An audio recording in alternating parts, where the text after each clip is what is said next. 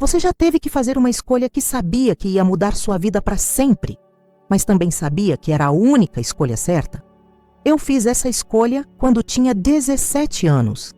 Assumi a responsabilidade de criar meu irmão mais novo como se fosse meu filho. E isso me custou coisas que ninguém nunca viu. Coisas que nunca contei para ninguém até hoje. Meu nome é Carolina. Tenho 36 anos. E essa é a história de como me tornei mãe antes de ter idade para dirigir. De como sacrifiquei minha juventude inteira. E do preço invisível que paguei por fazer o que achava certo. Antes de começar, se inscreve no canal agora. E deixa nos comentários de onde você está assistindo. Quero saber quem está aqui comigo. E fica até o final, porque o preço que paguei vai te fazer repensar completamente o que significa amor e sacrifício. Eu nasci em família complicada. Minha mãe, Denise, teve eu quando tinha 19 anos. Meu pai biológico nunca esteve presente. Simplesmente desapareceu quando descobriu da gravidez. Minha mãe tentou, sabe? Ela realmente tentou me criar sozinha. Mas ela tinha problemas sérios com álcool, problemas que só pioraram ao longo dos anos. Quando eu tinha 5 anos, minha mãe conheceu o Jorge. Ele parecia legal no começo, era atencioso com ela, me tratava bem. Eles casaram rapidamente e por um tempo as coisas melhoraram. Minha mãe bebeu menos, a gente tinha mais estabilidade. Eu até comecei a chamar Jorge de pai, mesmo sabendo que ele não era meu pai de verdade. Quando eu tinha 12 anos, minha mãe engravidou de novo. E cara, eu lembro tão claramente dela me contando. Ela estava feliz de um jeito que eu nunca tinha visto. Você vai ter um irmãozinho, ela disse, sorrindo. Vai ser lindo, Carol. Nossa família vai ficar completa. Meu irmão nasceu num dia de março. Ela deu o nome dele de Davi. Ele era minúsculo, perfeito, com esses olhos enormes que me olhavam como se eu fosse a coisa mais importante do mundo. E eu me apaixonei por ele imediatamente. Desde o primeiro dia, eu ajudava minha mãe com tudo. Trocava fraldas, dava mamadeira quando ela estava muito cansada, embalava ele para dormir. Eu tinha 12 anos agindo como se tivesse 20. Mas as coisas começaram a desandar rápido. Jorge começou a trabalhar cada vez mais, ficando fora de casa por dias. E quando ele estava em casa, brigava com minha mãe constantemente. A bebida da minha mãe voltou, pior do que antes. Ela começou a negligenciar Davi, ficando bêbada cedo da tarde, deixando ele chorar no berço por horas. Eu assumi. Não porque alguém me pediu, mas porque alguém tinha que fazer. Eu chegava da escola e ia direto cuidar do Davi. Preparava comida para ele, dava banho, trocava, fazia tudo. Com 12, 13, 14 anos, eu era mais mãe do Davi do que minha própria mãe. Quando o Davi tinha 3 anos e eu tinha 15, Jorge foi embora de vez. Simplesmente fez as malas uma manhã e disse que não aguentava mais. Ele não levou o Davi, não ofereceu ajuda financeira. Apenas saiu e nunca mais voltou. Minha mãe entrou em espiral completa. Ela bebia todos os dias, agora perdeu o emprego, gastava o pouco dinheiro que a gente tinha com bebida. A casa virou bagunça total. E Davi só tinha a mim. Eu trabalhava depois da escola num mercadinho para ganhar algum dinheiro. Usava tudo para comprar comida, fraldas, roupas para Davi. Eu mesma mal comia, usando roupas velhas, sem nunca comprar nada para mim. Mas Davi sempre tinha o que precisava. Sempre. Quando fiz 17 anos, as coisas chegaram no limite. Minha mãe foi hospitalizada por intoxicação alcoólica. Os médicos chamaram assistência social. Eles vieram avaliar nossa situação em casa e, cara, foi humilhante. A casa estava um lixo porque eu não tinha tempo de limpar tudo trabalhando e cuidando de Davi. Havia evidências claras de negligência. A assistente social, uma mulher chamada Márcia, me chamou para conversa particular. Carolina, você tem 17 anos. Davi tem 5. Sua mãe claramente não está em condições de cuidar dele. Vamos ter que colocá-lo em lar temporário até resolvermos isso. Meu coração parou. Lar temporário? Separar Davi de mim? Ele era meu mundo. Eu era tudo que ele conhecia de estável, de seguro. Não. Eu disse, voz firme mesmo tremendo por dentro. Eu cuido dele. Tenho cuidado dele desde que nasceu. Não pode me tirar ele. Você é menor de idade, Márcia explicou gentilmente, mas firmemente. Você não pode legalmente ser responsável por ele. Então o que eu faço? Eu perguntei, lágrimas começando a cair. Eu espero 3 meses até fazer 18 e aí posso ficar com ele? Como isso ajuda alguém? Márcia suspirou. Olha, vou ser honesta. Se você realmente quer assumir responsabilidade legal por Davi, vai ter que provar que pode sustentá-lo. Significa emprego estável, moradia adequada, tudo. E você teria que fazer sua mãe assinar liberação de direitos parentais. E foi isso que fiz. Nos 3 meses até fazer 18, eu lutei como nunca. Consegui emprego em tempo integral num restaurante, trabalhando como garçonete. Larguei escola, mesmo faltando só 1 ano para terminar ensino médio. Encontrei apartamento minúsculo, mas limpo que eu pudesse pagar. E convenci minha mãe, durante um de seus raros momentos sóbrios, a assinar os papéis, dando guarda total de Davi para mim. No dia do meu aniversário de 18 anos, em vez de comemorar, eu estava num tribunal lutando por custódia legal do meu irmão. E ganhei. Davi oficialmente se tornou minha responsabilidade.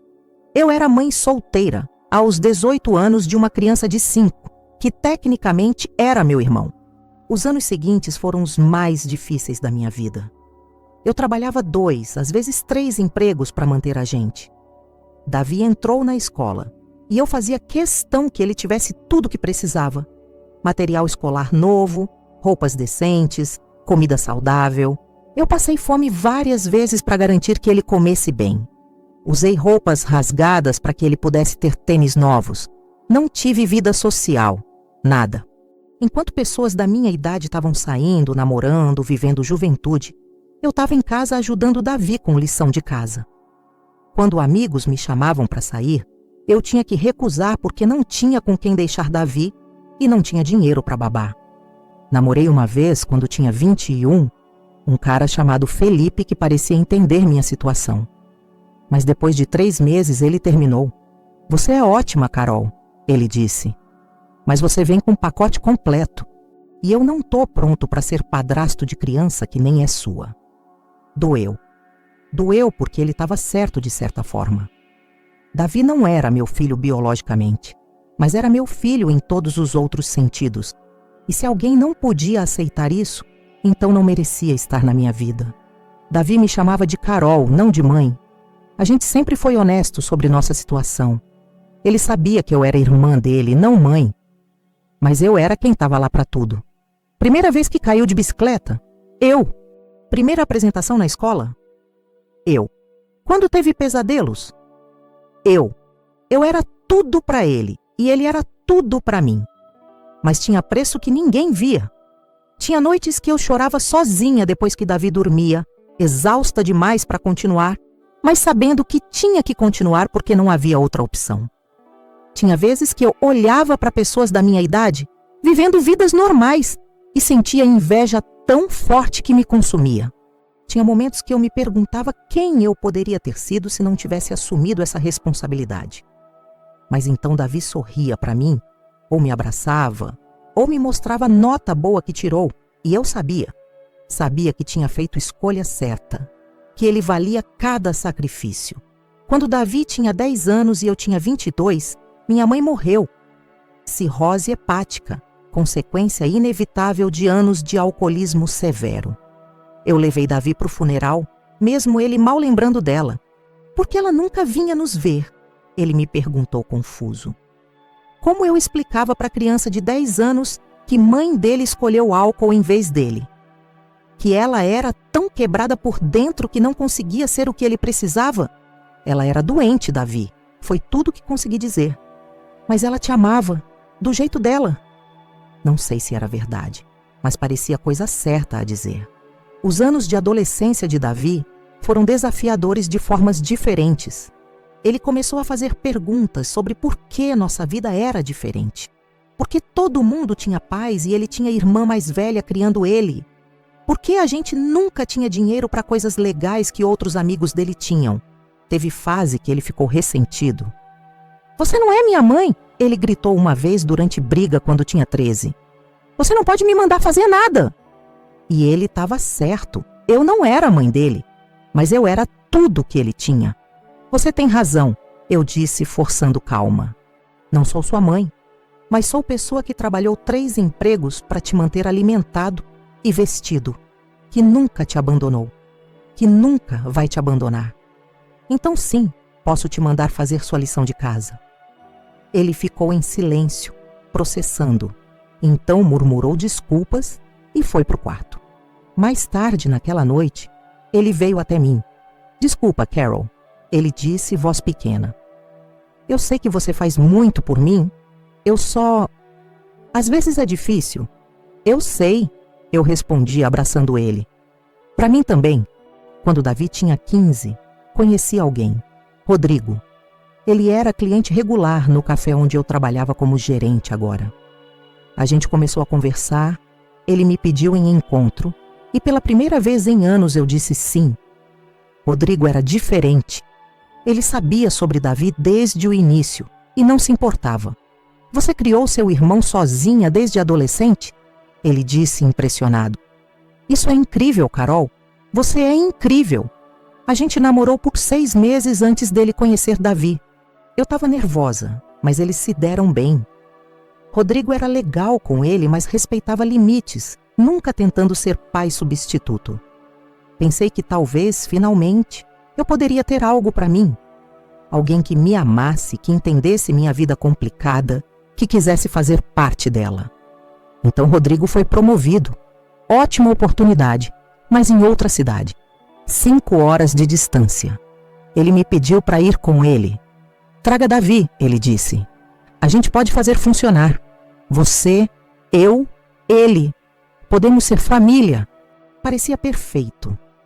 Mas significava tirar Davi da única cidade que ele conhecia, da escola onde tinha amigos, da estabilidade que eu tinha lutado tanto para construir para ele. Ele estava no último ano do ensino médio. Mudar agora seria cruel. Então fiz escolha. De novo, escolhi Davi. Não posso ir, eu disse para Rodrigo, o coração partindo. Davi precisa terminar escola aqui. Precisa ter essa estabilidade. E depois, Rodrigo perguntou. Quando ele for para a faculdade, você ainda vai ter desculpa? Carol, você colocou sua vida em pausa por ele há quase 15 anos. Quando é a sua vez? Não é desculpa, eu disse, lágrimas caindo. É prioridade. E não vai mudar. A gente terminou. Rodrigo foi embora. E eu fiquei como sempre ficava. Por Davi. Davi nunca soube sobre isso. Nunca soube que eu deixei ir embora alguém que amava por causa dele. Por quê? Porque ele já carregava culpa suficiente por eu ter sacrificado tanto. Não precisava adicionar mais. Davi se formou no ensino médio aos 18. Eu chorei na formatura dele, orgulho misturado com alívio. A gente tinha conseguido. Contra todas as probabilidades, ele tinha se formado, tinha sido aceito na universidade pública com bolsa, tinha futuro brilhante pela frente. Ele veio me abraçar depois da cerimônia. Não teria conseguido sem você, Carol, ele disse. Você sabe disso, né? Tudo que sou é por causa de você. E valeu a pena. Todo sacrifício, toda noite sem dormir, toda refeição que pulei, todo relacionamento que não persegui, tudo valeu a pena por aquele momento. Davi foi para a faculdade. Ele morava no campus durante a semana, voltava nos fins de semana. E pela primeira vez em 16 anos, eu estava sozinha. Realmente sozinha. Foi estranho. A casa quieta demais, muito espaço, muito tempo para pensar. Pensar sobre quem eu era além de ser guardiã do Davi. Tinha construído minha identidade inteira em torno de cuidar dele. Quem era Carolina sem isso? Comecei terapia finalmente. Algo que deveria ter feito anos atrás. E processei muito. A terapeuta me ajudou a ver que tinha trauma real de infância que nunca tinha tratado. Que ser forçada a crescer tão rápido, assumir responsabilidade tão grande, tão jovem, tinha me moldado de formas profundas, algumas positivas, muitas dolorosas. Você roubou sua própria juventude, minha terapeuta disse uma vez. Não com julgamento, apenas observação. E ela estava certa. Eu tinha. Mas também construí algo lindo. Tinha salvado Davi de sistema de orfanatos, de possível abuso ou negligência, de crescer sem amor consistente. Tinha dado a ele infância relativamente normal e estável apesar de tudo. E isso significava algo. Davi se formou na faculdade aos 22. Conseguiu um emprego ótimo como engenheiro de software. Conheceu garota incrível chamada Ana. Construiu vida que eu sempre sonhei para ele. E um dia ele veio me visitar com Ana. Eles sentaram comigo na minha sala de estar, os dois nervosos. Carol, Davi começou. A gente tem notícia. Pensei que iam anunciar noivado, mas era melhor. Tô grávido, Ana disse sorrindo. Você vai ser tia. Ou, bem, vovó? Como a gente te chama? Vovó? Eu tinha 39 anos e ia ser vovó porque tinha criado meu irmão desde que ele tinha 5. A ironia não passou despercebida. Tia, tá ótimo, eu disse rindo através de lágrimas. Não, Davi interrompeu. Você foi mãe para mim em todos os sentidos que importavam. Se você quiser ser chamada de vó, tem todo o direito. Meu bebê, agora homem adulto, prestes a ter filho próprio, me dando permissão para reivindicar papel que sempre tive, mas nunca oficialmente reconheci. Vamos ver o que criança escolhe, eu disse finalmente. Parecia certo. Hoje, 3 anos depois, tenho um neto lindo chamado Lucas. Ele me chama de vó Carol. Davi e Ana são pais incríveis, claramente aprendendo de exemplo que tentei dar. Tenho 42 anos agora, ainda solteira, ainda sem filhos próprios. As pessoas às vezes perguntam por que nunca casei, por que não tenho família. E eu sorrio e digo que tenho família. Tenho irmão que criei como filho. Tenho neto que amo mais que tudo. Não é família tradicional, mas é minha. Mas há preço que ninguém nunca viu. O preço não foi só juventude sacrificada ou relacionamentos que deixei ir. Foi identidade que nunca desenvolvi completamente, porque estava sempre focada em outra pessoa. Foi trauma de ter que ser adulta quando deveria ser criança. Foi relacionamento complicado que tenho com maternidade agora, porque fui mãe antes de ter idade para saber o que isso significava. Foi sonhos que enterrei tão fundo que nem lembro mais quais eram. Quem eu queria ser quando era pequena? Não sei. Porque aos 12 anos me tornei cuidadora. E aos 18, me tornei guardiã legal. E aos 42, ainda estou descobrindo quem sou quando não estou definida por cuidar de alguém. Não me arrependo. Quero deixar isso claro. Faria tudo de novo exatamente do mesmo jeito. Davi merecia ter alguém lutando por ele. E eu tinha a capacidade de fazer isso, mesmo jovem demais. Mas às vezes, em noites quietas, ainda choro pelo que perdi.